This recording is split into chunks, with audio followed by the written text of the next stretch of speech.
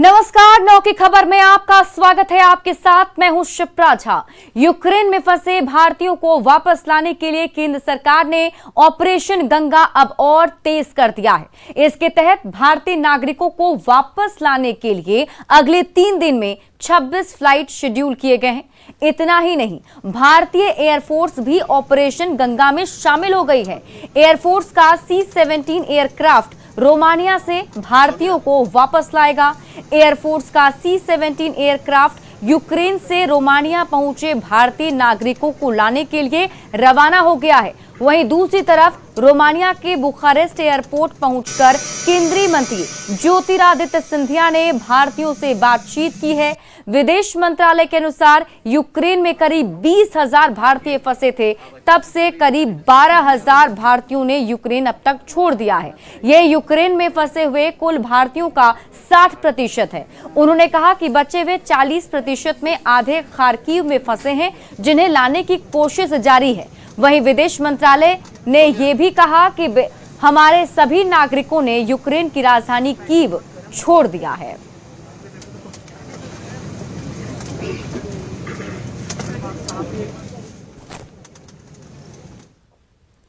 भारत सरकार की तरफ से बुखारेस्ट में कुल 29 फ्लाइट्स जाएंगी, जिसमें 13 एयर इंडिया की, 8 एयर इंडिया एक्सप्रेस की, 5 इंडिगो की, 2 स्पाइस जेट की और 1 इंडियन एयरफोर्स का एयरक्राफ्ट होगा। वहीं बुखारेस्ट में 10 फ्लाइट्स जाएंगी। इनमें से 7 इंडिगो की, 2 एयर इंडिया की और 1 स्पाइस जेट की फ्लाइट होगी। जबकि रेजेस जो पोलैंड में इंडिगो की 6 फ्लाइट, कोसाइस में स्पाइस जेट की 1 फ्लाइट जाएंगी। आपको बता दें कि एयर इंडिया की फ्लाइट की कैपेसिटी 250 यात्रियों की है, जबकि एयर इंडिया एक्सप्रेस में 180, इंडिगो की 216 और स्पाइस जेट की 180 यात्रियों की क्षमता है।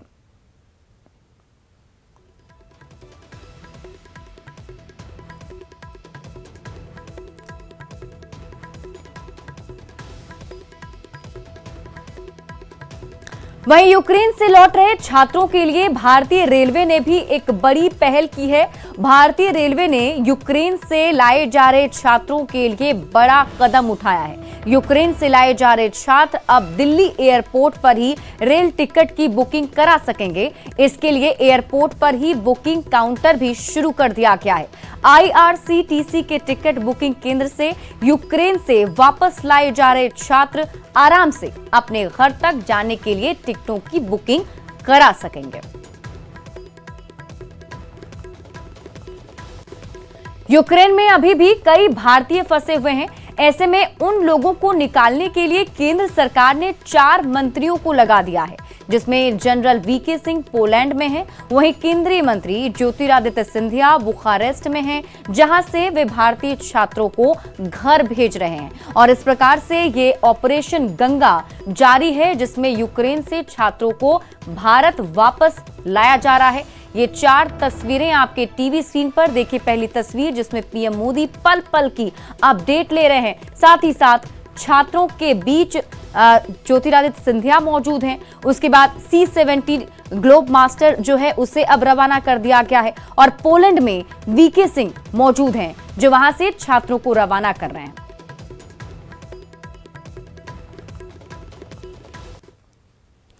VK सिंह ने एक फ्लाइट में छात्रों को संदेश देते हुए कहा कि कोई डरे नहीं, सभी को सुरक्षित निकाला जाएगा। छात्रों ने भारत माता की जय और वंदे मातरम के नारे लगाए।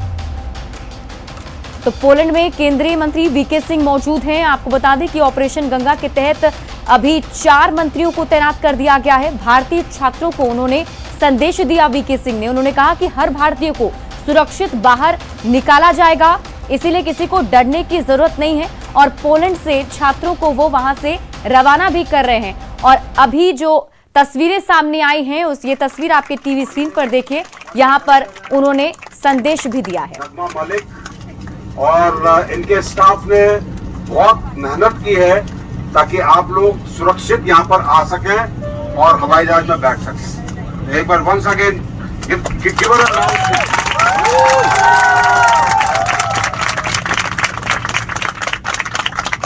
Everybody happy? Yes, sir.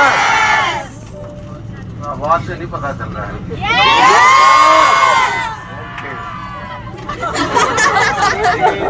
अब वापस जा रहे हो, एक बार जरा जोर से भारत माता की जय बोल दो। भारत माता की जय। भारत माता की जय। भारत माता की जय।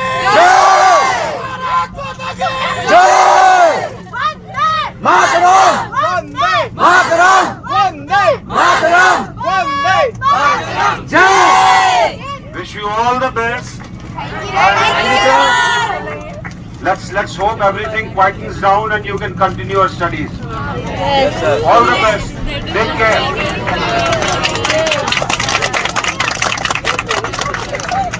Welcome. Good evening. और अब बात जंग में लगे जख्म की। रूस और यूक्रेन के बीच जारी जंग में एक भारतीय छात्र की मौत हो गई। ये मौत खार्किव में गोलीबारी के दौरान हुई। प्रधानमंत्री मोदी ने यूक्रेन में मारे गए छात्र के पिता से बात कर दुख जताया।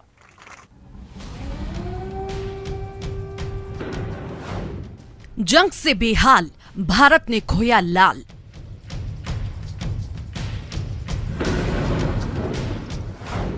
रूस का हमला जारी, पल पल भारी।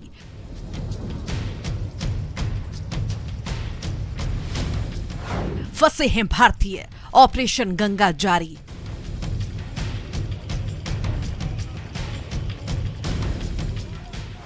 युद्ध भारी, मौत का तांडव जारी।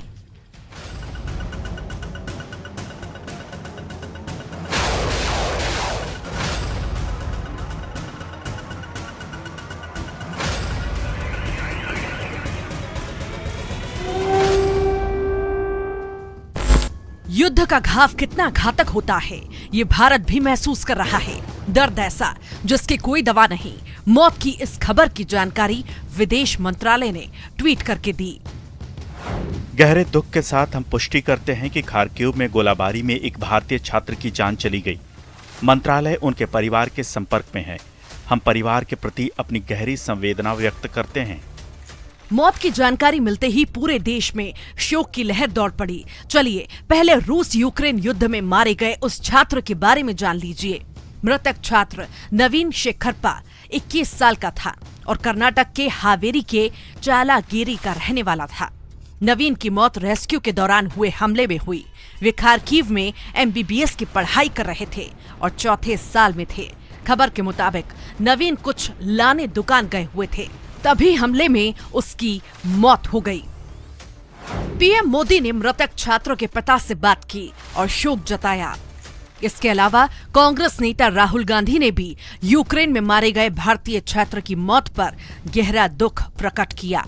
रूस और यूक्रेन के बीच चल रहे युद्ध के बीच रूस ने सैन्य आक्रमण तेज कर दिया है, जबकि यूक्रेन में अब भी हजारों भारतीय फंसे हुए हैं।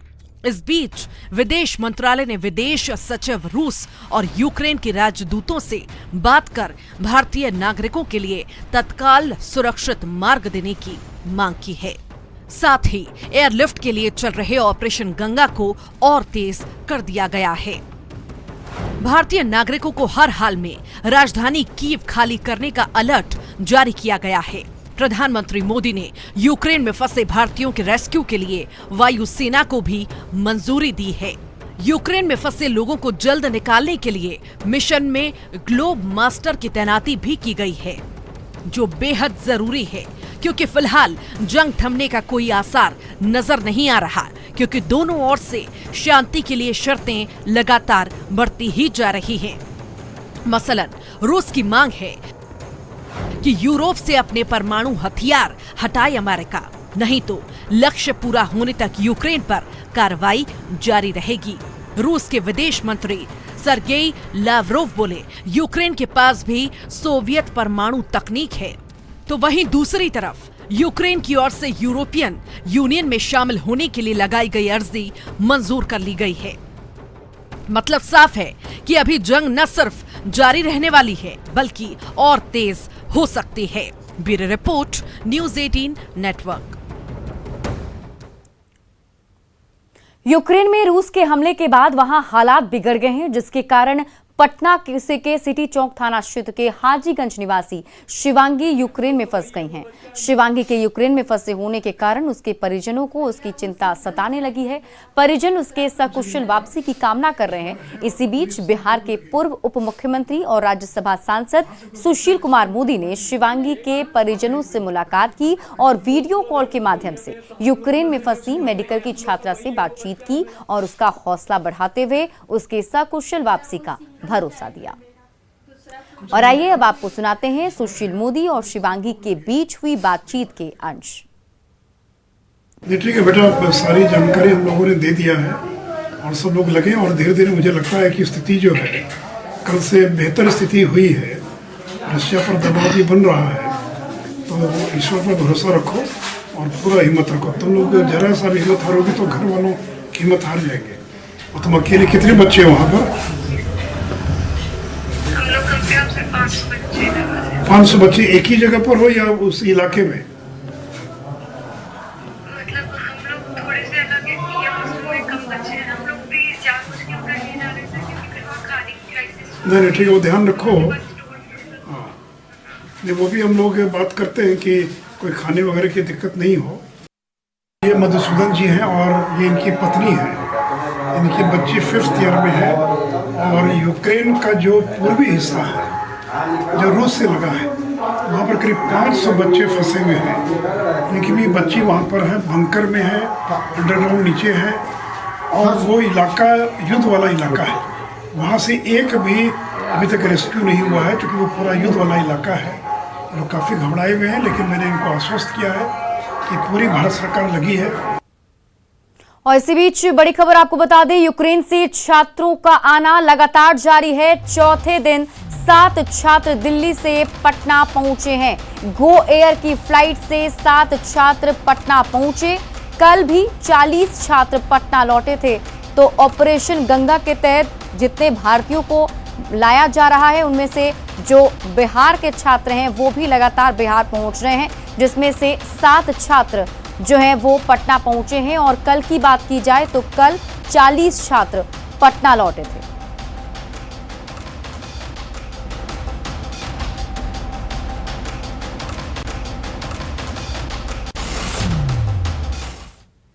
यूक्रेन में फंसे झारखंड के 17 छात्र कल सकुशल रांची एयरपोर्ट पहुंचे। रांची एयरपोर्ट पर जब स्टूडेंट से मीडिया ने बात करने की कोशिश की तो उनमें यूक्रेन में गुजरे समय का खौफ इतना ज्यादा था कि कोई भी ढंग से बता नहीं पा रहा था कि आखिर क्या हुआ। सभी के परिजन अपने बच्चों को लेने रांची एयरपोर्ट पर पहुंचे थे। यूक्रेन में फंसे झारखंड के लोगों से लगातार संपर्क स्थापित कर सुरक्षित वापसी का प्रयास जारी है। इसमें केंद्र के साथ साथ झारखंड की सरकार भी जुटी हुई है। अब तक झारखंड के 181 फंसे हुए लोगों की जानकारी मिली है। बॉर्डर्स में रखना, खाना कर रहे थे, इसलिए उन्हें कंट्रोल करने के लिए मारपीट किया जा रहा था। हम टर्नोपिल रोमानिया से क्या कुछ सपोर्ट मिल रहा? हाँ, बहुत अच्छा सपोर्ट था। फैसिलिटी सारे थे, सिर्फ मोदी जी की वजह से हम बचे हैं। ये बात सही है। सब कोई रोमानियन बॉर्डर्स लोग, सारे एक्सटर्नल अफेयर्स लोग वो बहुत हेल्प करे। बट टाइम लग रहा है, but they are helping us. अभी बच्चे भी हैं बट पता नहीं कितने, बहुत है। टर्नोपिल बहुत सारी प्रॉब्लम्स हुई। यूक्रेन में कहाँ पर? टर्नोपिल में। प्रियंका तुम जाओ ना। ये रुक जाओ ना, एक साथ करेंगे, एक साथ रुक जाओ। रोमानिया में उन्हें खाना पीना रहना सब कुछ ठीक है। दिक्कत बस हमें जो भी हुआ वो यूक्रेनियन बॉर्डर पे हुआ। वहाँ पे रहने की कुछ भी नहीं थी। प्लस जिस दिन लास्ट टाइम हम एंट्री किए उस दिन स्नोफॉल हो रहे थे, फिर भी हम स्नोफॉल में खड़े थे और तब जाके हमने एंट्री किया। आपको कितनी परेशानी हुई वहाँ पर जहाँ पर आप यूक्रेन बॉर्डर तक पहुँचे? तो क्या वहाँ से मारपीट भी की गई? सर मेरे साथ पर्सनली नहीं हुआ, पर मैंने देखा, मैं पीछे था कि कुछ बंदों के साथ। गोड्डा के दर्जनों स्टूडेंट्स यूक्रेन में फंसे हुए हैं। उनमें एक स्टूडेंट है महागामा के दानिश भारतीय छात्रों के साथ रोमानिया बॉर्डर से 500 किलोमीटर अंदर एयरपोर्ट के पास पहुंच चुके हैं। दानिश के खाने पीने की तमाम व्यवस्था इंडियन एम्बेसी कर रही है। उनके परिजनों ने बताया कि वो अब खतरे से दूर हैं और धीरे धीरे वहां की स्थिति सामान्य हो रही है। दिक्कत हो रही है, बच्चे आप देख सकते हैं, यहाँ पे आपको देखना है तो बहुत तकलीफ है यहाँ पे। ये इन लड़कियों को देखिए, यहाँ पे वॉशरूम का कोई सुविधा नहीं है। ये कहाँ पे जाएंगे? हेलो, यहाँ पे ना तो खाने का सुविधा है, ना कुछ शेल्टर दिया गया, कुछ नहीं। आपको मैं बॉर्डर की तरफ दिखा रहा हूँ, ये बॉर्डर है, यहाँ पे पुलिस आ रही है, 2 बच्चे 4 बच्चे करके ले जा रही है, उसके बाद कोई बच्चे नहीं ले जा रही है, धक्का मुक्की हो रही है और कुछ नहीं हो रहा।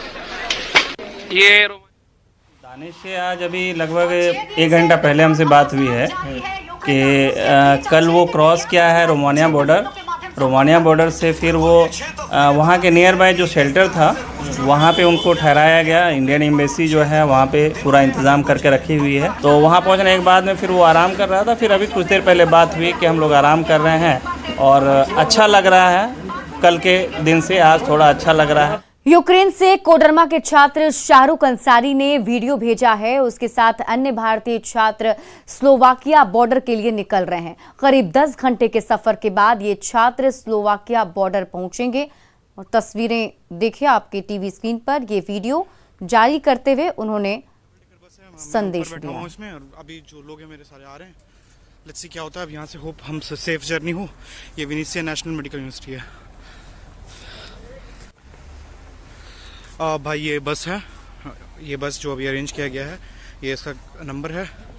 यहाँ पे सब लोग बोर्ड हो रहे हैं। यहाँ पे काफ़ी ठंड है। डबल डेकर बस है, मैं ऊपर बैठा हुआ हूँ इसमें और अभी जो लोग हैं मेरे सारे आ रहे हैं। लेट्स सी क्या होता है। अब यहाँ से होप हम सेफ। यूक्रेन में कोडरमा सहित राज्य के कई छात्र फंसे हुए हैं, जिन्हें सरकार की मदद से वापस लाया जा रहा है। कोडरमा के एसडीओ और सीनियर अधिकारियों ने यूक्रेन में फंसे बच्चों से वीडियो कॉल पर बात की और उनका हालचाल जाना। अधिकारियों ने यूक्रेन में फंसे बच्चों के परिजनों से भी मुलाकात की। अधिकारियों ने परिजनों को भरोसा दिलाया कि झारखंड सरकार लगातार एम्बेसी से संपर्क बनाए हुए है। खगड़िया जिले के परबत्ता थाना इलाके के परबत्ता सिंह मार्केट में भीषण आग लग गई। आग ने करीब 6 दुकानों को अपनी चपेट में ले लिया, जिससे करीब 15 से 20 लाख रुपए की संपत्ति का नुकसान हुआ है। बताया जा रहा है कि शॉर्ट सर्किट की वजह से आग लगी। काजल स्टोर से आग की चिंगारी भड़की थी और काफी मशक्कत के बाद आग पर काबू पाया गया। और ये तस्वीरें हम आपको दिखा रहे हैं, देखिए किस तरीके से वहां पर भीषण आग लग गई। एक एक करके सभी दुकान जो हैं वो इस आग की चपेट में आ गए। शॉर्ट सर्किट की वजह से आग लगने की बात सामने आ रही है। आग की चपेट में 6 दुकान आए और अगर नुकसान का आकलन किया जाए तो 15 से 20 लाख रुपए का नुकसान हुआ है।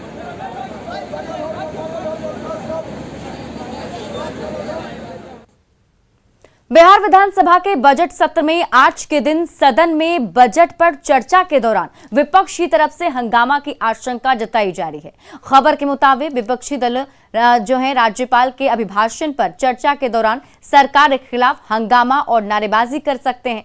विधानसभा की कार्यवाही के दौरान होने वाली गतिविधियों के संबंध में और जानकारी देखिए सहयोगी आनंद अमृतराज की इस रिपोर्ट में। बिहार विधानसभा का बजट सत्र चल रहा है और आज का दिन भी हंगामेदार होने की पूरी संभावना है। आज राज्यपाल के अभिभाषण पे चर्चा होगी और नेता प्रतिपक्ष तेजस्वी यादव भी अपनी बात आज सदन में रखेंगे। जाहिर तौर पे कई मुद्दों पर सरकार को घेरने की आज कोशिश होगी, क्योंकि राज्यपाल के अभिभाषण के बाद ही विपक्ष ने जिस तरीके से सरकार के कामकाज पे सवाल उठाए थे, तो आज भी उन तमाम सवालों का जवाब देने की कोशिश सरकार की तरफ से होगी। इसके साथ ही बीजेपी विधायक हरिभूषण ठाकुर बचौल के बयान को लेकर भी आज हंगामा होने की पूरी संभावना है। जाहिर तौर पे कई ऐसे मुद्दे हैं जिस मुद्दे को लेकर सदन के अंदर आज भी सत्ता पक्ष और विपक्ष आमने सामने आ सकते हैं, लेकिन राज्यपाल के अभिभाषण के चर्चा के दौरान नेता प्रतिपक्ष तेजस्वी यादव सदन में आज क्या कहते हैं ये भी देखना बेहद दिलचस्प होगा। कैमरामैन सुबोध के साथ आनंद अमृतराज, न्यूज 18 नेटवर्क, पटना। मोतिहारी के मोतिया नदी के ऊपर बना पुल डंपर का भार सह नहीं पाया और पार करने के दौरान ध्वस्त हो गया। मामला पताही थाना क्षेत्र के महमदी गांव का है। डंपर के चालक और अन्य 2 लोगों को चोट आई। किसी तरह से उस पर सवार तीनों ने अपनी जान बचाई। बता दें कि करीब 72 साल पहले पुल का निर्माण हुआ था, जो अब जर्जर हो चुका है। पुराने पुल के सामने नए पुल का निर्माण हुआ, लेकिन डाइवर्जन और अप्रोच रोड नहीं होने की वजह से चालू नहीं हो सका है। पुल के ध्वस्त होने से इलाके के कई गांव का संपर्क टूट गया है। वो घटना 6:30 बजे आया है। 6:30 बजे आया है। वो कैसे किसी से पूछा नहीं है। एकदम बता देता कोई, उसके बाद में घटना होबे नहीं करता। वो 6:30 बजे आया है, जो उड़का के टपा दिया है, बस गिरा है बस। कुछ नुकसान नहीं ना हुआ है? ऐसे ड्राइवर बच गया, खड़ा ही रह गया, इधर उधर पलटी नहीं खाया है। सीतामढ़ी के रून्नी सैदपुर प्रखंड के बागमती नदी किनारे बसे दर्जनों गांवों के लोगों की जिंदगी चचरी पुल के सहारे है। कई साल से इलाके के ग्रामीण सरकार से पुल की मांग कर रहे हैं, लेकिन कोई सुनवाई नहीं हुई। बरसात के समय नदी का जलस्तर बढ़ने से चचरी पुल भी डूब जाता है, जिससे लोगों को नाव का सहारा लेना पड़ता है। बाइक हो या पैदल चल रहे लोग चचरी पुल से ही होकर आने जाने की मजबूरी है।